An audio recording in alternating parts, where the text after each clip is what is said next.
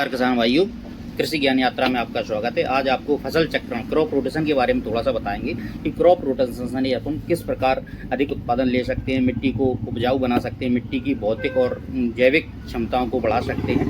तो किसान भाई कृपया ध्यान दें, एक ही फसलों को लगातार एक ही फसल चक्र को लगातार उपयोग न करें, बदल बदल कर फसल चक्र का उपयोग करें। फली वाली फसलों का उपयोग कर रहे हैं, गहरी जड़ वाली फसलों का उपयोग करना है, उसके बाद उथली जड़ वाली फसलों का उपयोग कर रहे हैं तो जड़ों का भी विशेष ध्यान में, अगर एक की गहरी जड़ वाली का उपयोग करते रहेंगे या दलहनी फसलों का उपयोग करें, दलहनी के बाद फिर खाद्यान्न वाली फसल का उपयोग करें, फली वाली फसल का उपयोग करें, दलहनी फसल का भी उपयोग कर सकते हैं। तो बदल बदल के इनका उपयोग करना चाहिए। फल वाली जैसे अपन उपयोग कर रहे हैं तो उसके बाद पत्ते वाली का उपयोग कर रहे हैं, चौलाई है और अपना पालक है, मेथी है।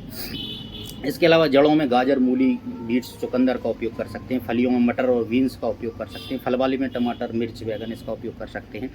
और खाद्यान्न में अगर अपन गेहूं धान कर रहे हैं तो उसके लिए अगली बार मूंग का उपयोग कर सकते हैं, मटर का उपयोग कर सकते हैं। तो ये दलहनी और खाद्यान्न फसलें हो जाएंगी। अगर अपन तिलहनी में अगर हर बार सरसों का उपयोग कर रहे हैं तो उसके लिए सोयाबीन का उपयोग कर सकते हैं। अगली बार सोयाबीन का उपयोग करने से खेत में लेग्यूम्स की मात्रा बढ़ जाएगी, नाइट्रोजन फिक्सेशन ज़्यादा होगा। दलहनी फसलों का उपयोग करेंगे तो आगामी फसलों के लिए नाइट्रोजन को वो स्थिर कर देगी और वो अगली फसलों के लिए लाभदायक रहेगी। लगातार वर्षों तक एक ही स्थान पर एक ही फसल को पौधों को न लगाएं, इनसे पोषक तत्वों की हानि होती है, मृदा की उपजाऊ क्षमता कम हो जाती है और कीटों और रोगों का आक्रमण भी बढ़ जाता है। कीट और रोग भी लगातार एक ही फसल होने से उनकी आदि हो जाती है और अधिकतर कीट और रोग एक ही फसल में फिर बार बार हर साल नुकसान पहुंचाते हैं।